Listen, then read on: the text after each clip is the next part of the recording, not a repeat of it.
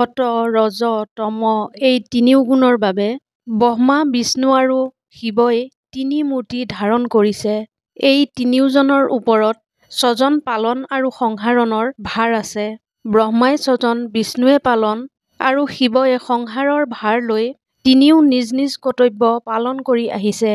প্ৰত্যেকৰে কৰ্তব্য ভিন্ন ভিন্ন হ'লেও প্ৰয়োজন সাপেক্ষে বিষ্ণুৱে এই সকলোবোৰ কাম কৰিব লগা হয়। গীতাত কৈছে, যেতিয়াই পৃথিৱীৰ ধৰ্মৰ গিলানি হয়, অধৰ্মৰ প্ৰাদুৰ্ভাৱ ঘটে, তেতিয়াই দুষ্টক দমন সন্তক পালন কৰি পৃথিৱীত শান্তি স্থাপনৰ অৰ্থে ভগৱানে অৱতাৰ গ্ৰহণ কৰে। আৰু এই ভিডিঅ'টিত শালগ্ৰাম, তুলসী আৰু শংখৰ জন্মৰ ৰহস্যৰ লগতে ভগৱান বিষ্ণুৰ নিজা কৰ্তব্য আৰু মাহাত্ম্য সাঙুৰ খাই আছে। লগতে ভগৱান প্ৰেমৰ মাহাত্ম্য বা ভগৱানক কৰা পূজা অৰ্চনা দিশটো আলোচনা কৰা হৈছে। কৃষ্ণ অৱতাৰত শংখচূড় নামেৰে এজন দৈত্য প্ৰবল প্ৰতাপী হৈ উঠে। এওঁ আছিল ত্ৰিভুৱন বিজয় বীৰ। এওঁৰ ভাৰ্যা আছিল তুলসী। এই তুলসী আকৌ লক্ষ্মী ভক্ত ৰজা ধৰ্মধ্বজ আৰু ৰাণী মাধৱীৰ কন্যা। তুলসীয়ে বিষ্ণুক স্বামীৰূপে পাবলৈ বদৰিকা আশ্ৰমত কঠোৰ তপস্যা কৰিছিল। তুলসীৰ তপস্যাত সন্তুষ্ট হৈ ব্ৰহ্মাই তুলসীক দেখা দি বিষ্ণু অংশজাত মংগল কৱচযুক্ত দৈত্যপতি শংখচূড়ক পতিৰূপে গ্ৰহণ কৰিবলৈ উপদেশ দিয়ে। আনহাতে শংখচূড়েও যৌৱনকালত এজনী পৰমা সুন্দৰী আৰু পতিব্ৰতা পত্নী লাভ কৰিবৰ আশাৰে বহু বছৰ কৃষ্ণৰ আৰাধনা কৰিছিল। শংখচূড়কো ব্ৰহ্মাই দেখা দি তুলসীক পত্নীৰূপে গ্ৰহণ কৰাৰ কথা কৈছিল। ব্ৰহ্মাৰ কথামতে দৈত্যৰাজ শংখচূড়ে তুলসীক লাভ কৰিবৰ বাবে বদৰিকা আশ্ৰম পাইছিল। তেওঁ তুলসীক দেখি মোহিত হৈ পৰিল। কামদেৱ তুল্য ৰূপৱান, দেহত নানা অলংকাৰ বিভূষিত যুৱক শংখচূড়ক দেখি তুলসীৰ মনো পুলকিত হৈছিল। দুয়ো কথোপকথন কৰি থাকোঁতেই হঠাৎ ব্ৰহ্মাই দেখা দিলে। দুয়োজনে ব্ৰহ্মাক প্ৰণাম জনাইছিল। তেতিয়া ব্ৰহ্মাই শংখচূড়লৈ চাই ক'লে, হে শংখচূড়, তুমি এইগৰাকী তুলসীক গন্ধৰ্ব প্ৰথাৰে বিবাহ কৰোৱা। এওঁৰ প্ৰভাৱত তুমি দৈত্য, দেৱতা, মানৱ সকলোকে পৰাজিত কৰিব পাৰিবা। ব্ৰহ্মাই এইবাৰ তুলসীলৈ চাই ক'লে, তুমি লক্ষ্মী অংশে জন্ম লাভ কৰা মহাসতী আৰু এই শংখচূড় বিষ্ণু অংশে জন্ম লাভ কৰা ৰাধাৰ দ্বাৰা অভিশপ্ত। এওঁ পৰম বিষ্ণু ভক্ত। এওঁৰ গাত বিষ্ণুৰ মংগল কৱচ আছে। এওঁক বিষ্ণুৰ বাহিৰে কোনো দেৱতাই পৰাজিত কৰিব নোৱাৰিব। এওঁ মহাবীৰ। এওঁ সমান পৰাক্ৰমী দেৱাসুৰৰ মাজত কোনো নাই। সময়ত দুয়োৰে অভিশাপ খণ্ডন হৈ তোমালোক পুনৰ বৈকুণ্ঠ ধামলৈ যাব পাৰিবা। মই আশীৰ্বাদ কৰিছোঁ, যেতিয়ালৈকে তুলসী সতীত্ব বিসৰ্জন নিদিয়ে, তেতিয়ালৈকে দুয়ো অমৰ হৈ থাকিবা। কথাখিনি কৈ ব্ৰহ্মদেৱ ব্ৰহ্মালোকলৈ গুচি গৈছিল। তেওঁৰ নিৰ্দেশক্ৰমে তুলসী আৰু শংখচূড়ৰ গন্ধৰ্ব প্ৰথামতে বিবাহ সম্পন্ন হ'ল।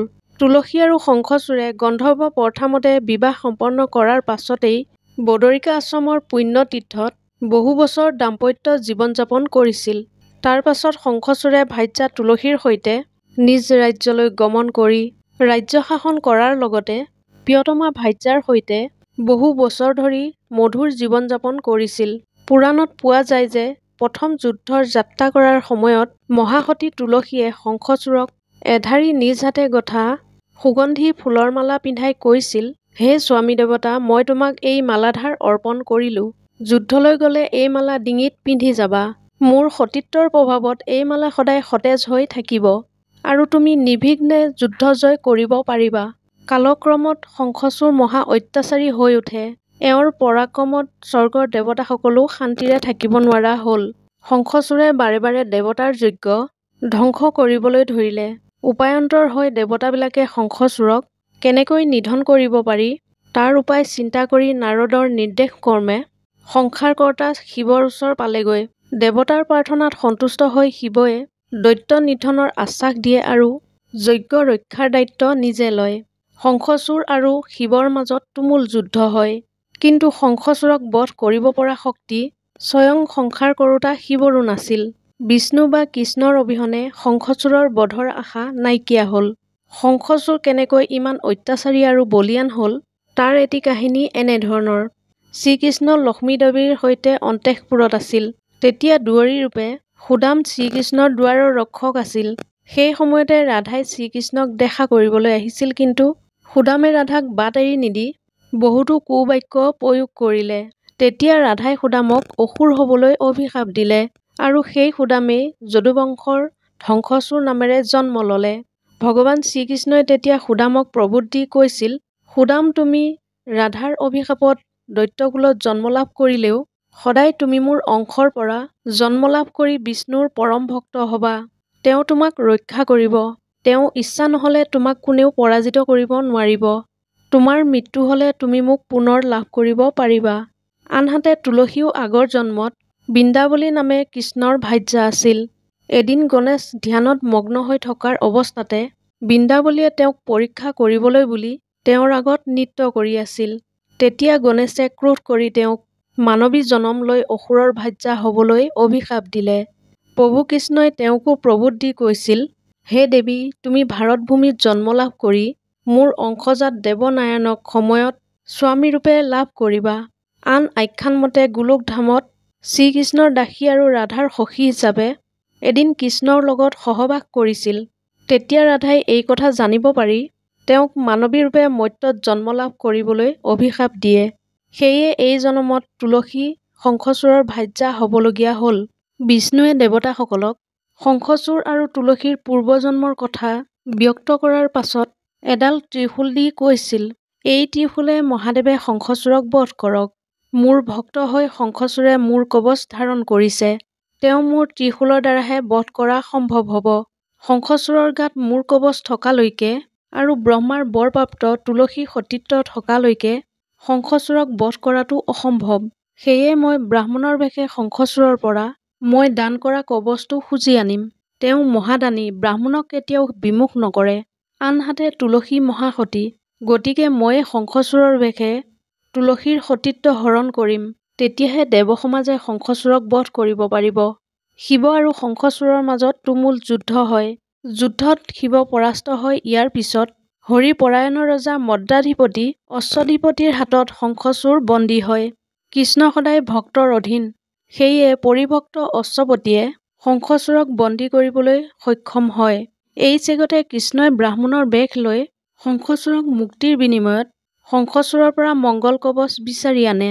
দানী আৰু দাম্ভিক শংখচূড়ে আগপিছ নাভাবি মুক্তিপণত কৱচ কৃষ্ণক দান দিয়ে। সেই সময়ত দেৱতাবিলাক নাৰায়ণ পূজাত ব্যস্ত আছিল। শংখচূড়ে পুনৰ পূজা লণ্ডভণ্ড কৰি দেৱতাসকলক যুদ্ধ কৰে। শিৱই শংখচূড়ৰ লগত যুদ্ধত ব্যস্ত থকা অৱস্থাতে কৃষ্ণই শংখচূড়ৰ ৰূপ ধাৰণ কৰি তুলসী শয়নকক্ষত প্ৰৱেশ কৰি তুলসী সতীত্বক হৰণ কৰে। পিছত তুলসীয়ে কৃষ্ণক প্ৰকৃত স্বামী নহয় বুলি জানি অভিশাপ দি কয়, মায়াৰূপে সতীৰ সতীত্বক কৰিলি হৰণ। সতীত্বৰ হৰণ কৰাৰ কাৰণে তোৰ দেহা শিল হৈ যাওক। এই শাপ কদাপি নহয় খণ্ডন। তেতিয়া কৃষ্ণই নিজৰ পৰিচয় দি কয়, বিষ্ণু মই, আছিলা অতীতত বৃন্দাবলী নামেৰে প্ৰিয় ভাৰ্যা মোৰ। গণেশৰ শাপে আহি লভিলা জনম। দেৱী ময়ো দিলো শাপ, বৃক্ষ হৈ লভিবা জনম। তেতিয়া তুলসীয়ে নিজৰ ভুল বুজিব পাৰি শ্ৰীকৃষ্ণক ক্ষমা ভিক্ষা মাগিলে। তেতিয়া কৃষ্ণই পুনৰ ক'লে, কদাপি এই শাপ লৰচৰ নহয়। দেৱী, মোৰ শাপৰ ফলত তোমাৰ দেহ গণ্ডকী নদীৰূপে জন্ম ল'ব লাগিব আৰু তোমাৰ সুদীৰ্ঘ চুলি বৃক্ষৰূপে জন্ম ল'ব। তোমাৰ এই নামেৰে সেই বৃক্ষৰ নামো তুলসী হ'ব। তুমি মোৰ অতি মৰমৰ। সেয়ে তোমাৰ শাপে তোমাৰ দেহা গৈ মধুবনত গণ্ডকী নদী হৈ জন্ম ল'বা। তোমাৰ শাপে শিলা হৈ তোমাৰ বুকুতে থাকিম। নিজে মই পোক হৈ সেই শিল শুলি শুলি ভক্ষণ কৰিম। সেই শিলাৰ নাম হ'ব শালগ্ৰাম শিল।